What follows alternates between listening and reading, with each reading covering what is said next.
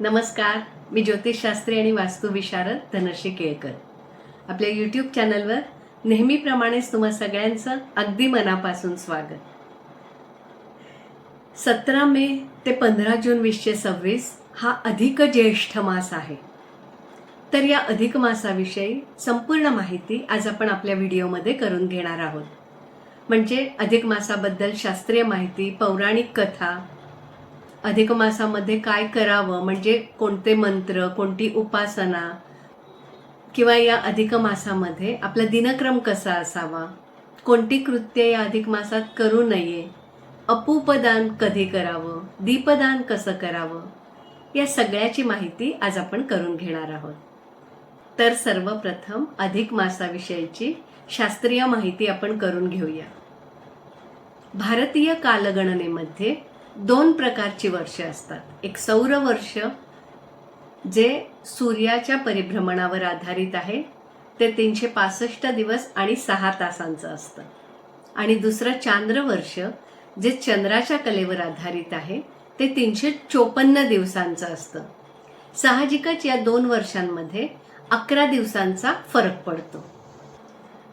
हा फरक भरून काढण्यासाठी आणि ऋतुचक्राचा पंचांगाशी मेळ घालण्यासाठी दर 32 महिने 16 दिवस आणि 8 तासांनी, म्हणजे साधारण दर 3 वर्षांनी एक महिना वाढवला जातो. त्याला अधिक मास असं म्हणतात. आता याच्याबद्दलची पौराणिक कथा बघूया. जेव्हा अधिक मासाची निर्मिती झाली, तेव्हा इतर 12 महिन्यांप्रमाणे या अधिक मासाला अधिष्ठाता देवता नव्हती. त्याचबरोबर या महिन्यामध्ये कोणतीही शुभ कार्ये, उदाहरणार्थ लग्न, उपनयन, वास्तुशांत अशी कोणतीही कार्य करू नयेत असं सांगितलं जातं. आणि यामुळे लोक या महिन्याला मलमास म्हणू लागले. त्यामुळे तो दुःखी होऊन वैकुंठ लोकांमध्ये श्री विष्णूंकडे गेला. श्री विष्णूंनी गोलोकामध्ये त्यांची भेट श्रीकृष्णाशी घडवून आणली. तेव्हा श्रीकृष्णांनी त्याला सांगितलं की मी आजपासून तुझा स्वामी असेल. जे गुण माझ्यात आहेत ते तुझ्यातही असतील. जो मनुष्य या महिन्यामध्ये माझी भक्ती, नामस्मरण करेल किंवा दानधर्म करेल, त्याला इतर महिन्यांच्या तुलनेत कैक पटीने अधिक पुण्य मिळेल. आणि तेव्हापासून या महिन्याला पुरुषोत्तम मास असं म्हणलं जातं. आणि कृष्णाने सांगितल्याप्रमाणे ह्याला अतिशय महत्त्व सुद्धा प्राप्त झालं. शास्त्रामध्ये याला अदृश्य फळ देणारा महिना आहे असं म्हणतात. हा महिना केवळ धार्मिक विधींसाठी नसून तो स्वतःला अंतर्मुख करून देवाशी जोडण्याचा काळ आहे. यामध्ये भौतिक सुखांपेक्षा आध्यात्मिक प्रगतीवर जास्त भर दिला जातो. नशिबातील दुःख हरण करण्यासाठी अधिक मास हा सर्वश्रेष्ठ मानला जातो. जर आपल्या कुंडलीमध्ये ग्रह आपल्याला त्रास देत असतील, त्याची पीडा आपल्याला होत असेल आणि अधिक मासात जर त्याची उपासना केली, तर ती दुःख किंवा ते ताप कमी होण्यास मदत होते. कारण अधिक मासात केलेल्या सगळ्या कृत्यांचं फळ अधिक मिळतं. अधिकस्य अधिकम फलम. अधिक मासात जी तुम्ही उपासना कराल, जी व्रत कराल, त्यामुळे तुमचं मन, चित्त, आत्मा सगळं शुद्ध होईल. मग या अधिक मासामध्ये आपली दिनचर्या काय असावी किंवा दिवसभर आपण काय करावं, याची माहिती आपण करून घेऊया. तर सर्वप्रथम आपण सगळ्यांनी ब्राह्ममुहूर्तावर उठायचं आहे. अगदी ब्राह्ममुहूर्तावर नाही जमलं तरी लवकरात लवकर उठायचं आहे आणि आपलं अन्ने कुरकून स्नानादी कर्म आटपायची आहेत. म्हणजे लवकर आंघोळ करायची. या महिन्याभरात जर कधी तुम्हाला पवित्र ठिकाणी स्नान करायला मिळालं तर अवश्य स्नान करा. नाहीतर तुमच्या आंघोळीच्या पाण्यामध्ये रोज तुम्ही थोडंसं गंगाजल घालायचं आहे. आंघोळीच्या पाण्याने आपली शरीर शुद्धी तर होते, पण आपल्याला अंतर्बाह्य शुद्धी करायची आहे. प्युरिफिकेशन ऑफ बॉडी झालं पाहिजे. याच्यानंतर आपण आपली देवपूजा करायची आहे. तुळशीची पूजा आठवणीने करायची आहे. रोज तुम्ही दीपदान करायचं आहे किंवा अखंड दिवा तेवत ठेवायचा आहे. अधिक मासामध्ये जर तुम्ही अखंड दीप ठेवलात नवरात्रासारखा तर स्थिर लक्ष्मी प्राप्त होते. जेव्हा अधिक मासासाठी म्हणून आपण दीपदान करतो किंवा आपण दिवा लावतो तो 33 वातींचा म्हणजे 33 वातींची एक वात करून त्याचा दिवा लावायचा असतो. जर ते तुम्हाला शक्य झालं नाही तर तुम्ही फुलवात सुद्धा लावू शकता. म्हणजे अखंड दीप हा एक पार्ट आणि पुरुषोत्तम मासानिमित्त पुरुषोत्तमासाठी दीपदान करणं हा दुसरा भाग. ह्या महिनाभर आपण व्रत किंवा उपवास करावा. आता व्रत आणि उपवास याच्यात फरक आहे. व्रत म्हणजे काय तर नियम. आपण नियम करतो ना की मला जो गुरुमंत्र दिलाय त्याच्या मी रोज 10 माळा करीन किंवा मी विष्णू सहस्रनामाचा रोज पाठ करीन. हे झालं व्रत. आणि उपवास म्हणजे भोजन न करणे. आता ह्याच्यात 4 प्रकार आहेत. एक उपोषण, अयाचित, नक्त भोजन किंवा एकभुक्त. उपोषण म्हणजे संपूर्ण दिवस उपवास. एकभुक्त म्हणजे एक वेळा जेवून राहणे. आणि नक्त म्हणजे संध्याकाळपर्यंत उपवास आणि संध्याकाळी सूर्यास्तानंतर 72 मिनिटांनी म्हणजे सव्वा तासाने आपण कांदा लसूण विरहित जेवण करायचं आहे. याला नक्त व्रत असं म्हणतात. जर तुम्हाला दिवसभर उपवास शक्य नसेल तर पाणी, दूध किंवा काही प्रमाणात फलाहार करावा. म्हणजे आवश्यक तेवढंच खावं.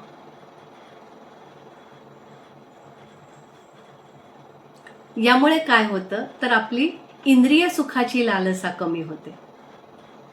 याच्यानंतर मनशुद्धीसाठी मंत्र आणि आत्म्याच्या शुद्धतेसाठी ध्यान अवश्य करावं. थोडक्यात मन आणि इंद्रियांवरती कंट्रोल ठेवावा. तरच आपली आध्यात्मिक प्रगती चांगल्या प्रकाराने होते.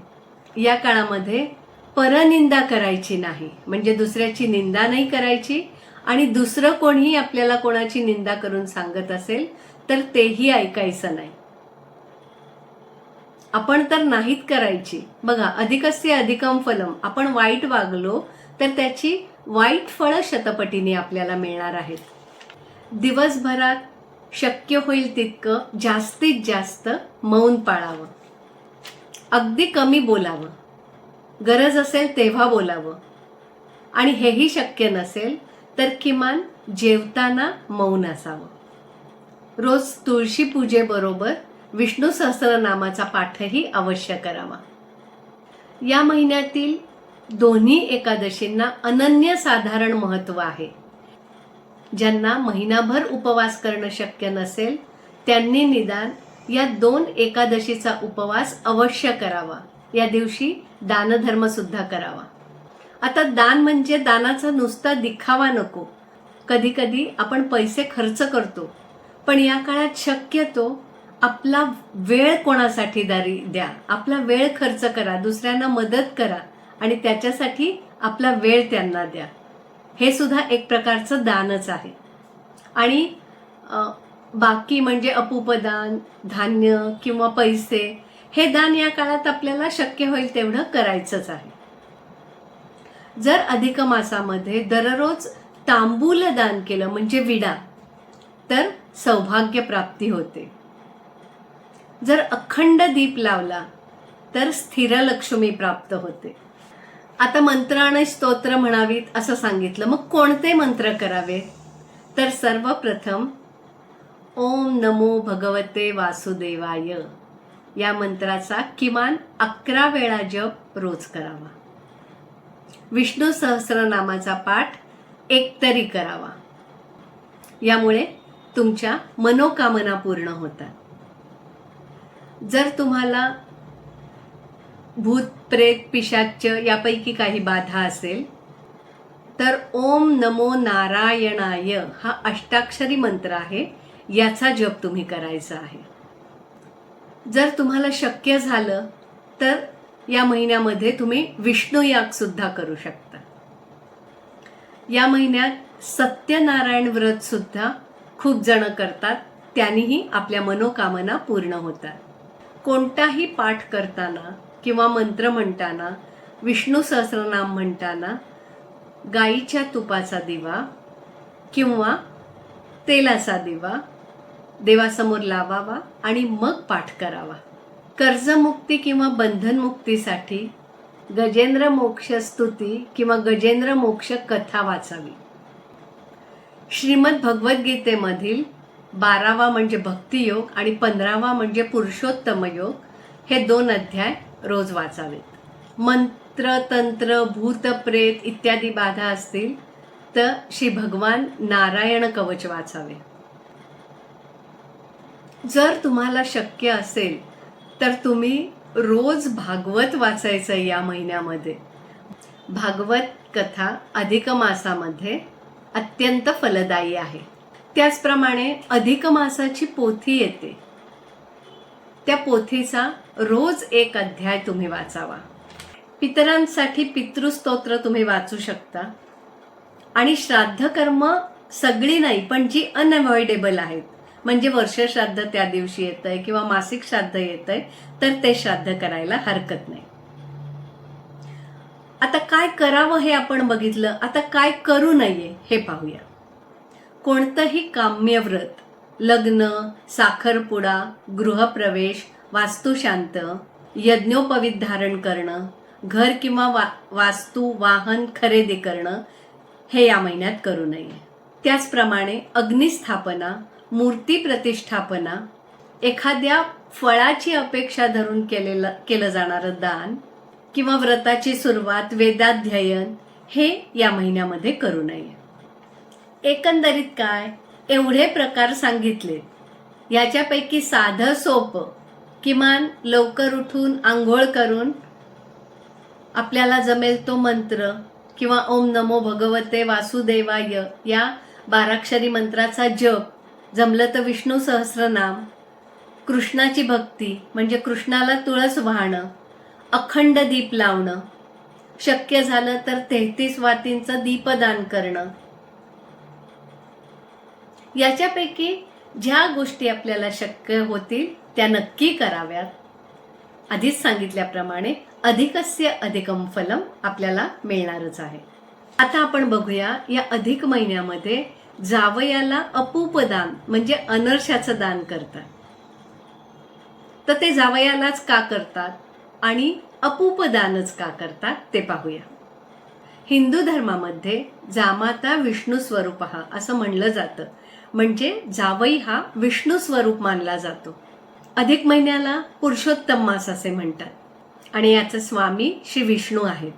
आपल्या कन्येचे कन्यादान करून ती ज्या घराण्याचा वंश वाढवते त्या जावयाची म्हणजे विष्णू स्वरूपाची पूजा आपण करायची असते. जावयाला दान दिल्यामुळे श्री विष्णू प्रसन्न होतात. आता अपूप दान का करतात, तर अपूप म्हणजे गोड पदार्थ, तळलेला गोड पदार्थ. आता अनारसे हे जाळीदार असतात.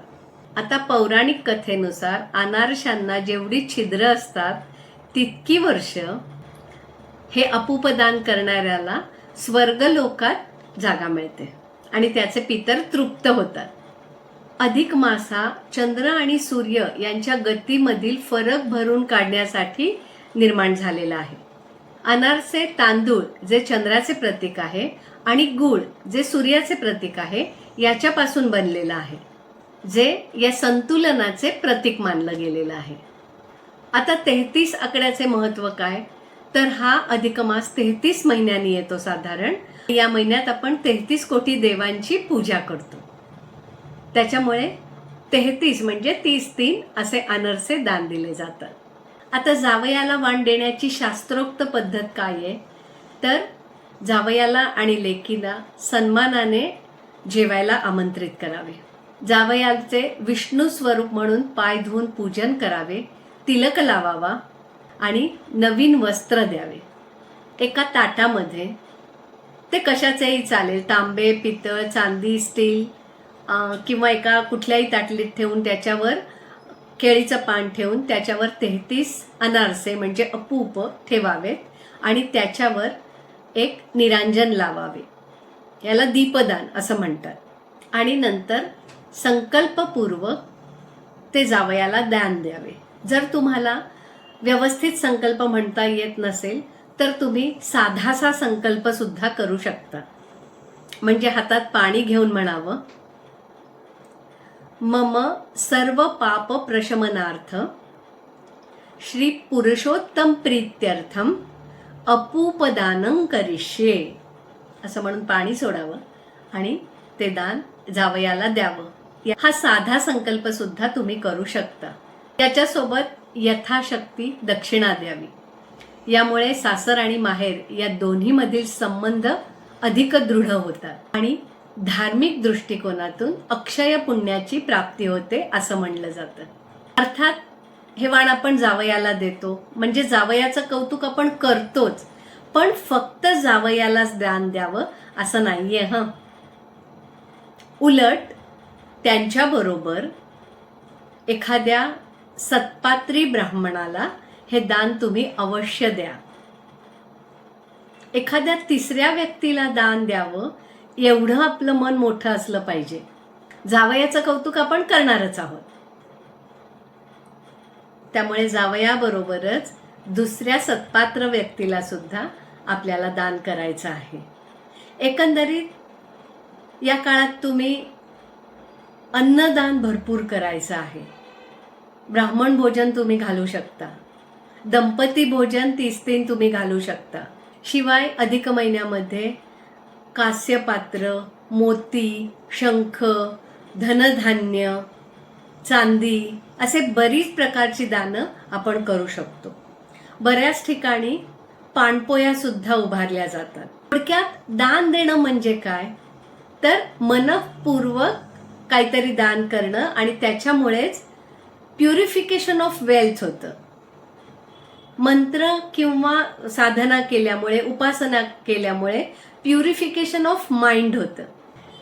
या पुरुषोत्तम मासात अपूपदानाचं जे महत्त्व सांगितलेलं आहे ते दान तुम्ही कोणालाही देऊ शकता आणि सांगितलेल्या तिथींना जर तुम्ही दिलं तर त्याचं तुम्हाला अधिक फळ मिळणार आहे. त्या तिथी कोणत्या? शक्य असेल त्याने नित्य अपूपदान करावं, पण दररोज शक्य नसेल तर शुक्ल आणि कृष्ण द्वादशी, पौर्णिमा, कृष्ण अष्टमी, नवमी, चतुर्दशी, अमावास्या या तिथीस आणि व्यतिपात आणि वैधृती या योगावरती अपूपदान करावं. किमान यातल्या कोणत्या तरी एक दिवशी तरी नक्की करावं.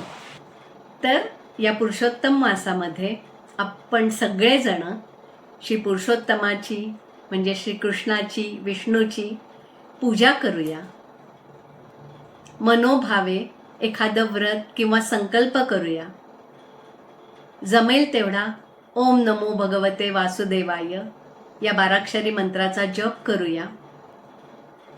विष्णू सहस्रनाम अवश्य वाचूया आणि आपलं मन, चित्त, आत्मा तसंच शरीर याची शुद्धी करूया आणि आरोग्य तसंच स्थिर लक्ष्मीसाठी प्रार्थना करूया. तर या भगवान पुरुषोत्तमांची आपल्यावर सतत कृपादृष्टी राहो आणि त्यांचे आशीर्वाद सतत आपल्या पाठीशी राहोत हीच त्यांच्या चरणी प्रार्थना. शुभम भवतु. ओम नमो भगवते वासुदेवाय.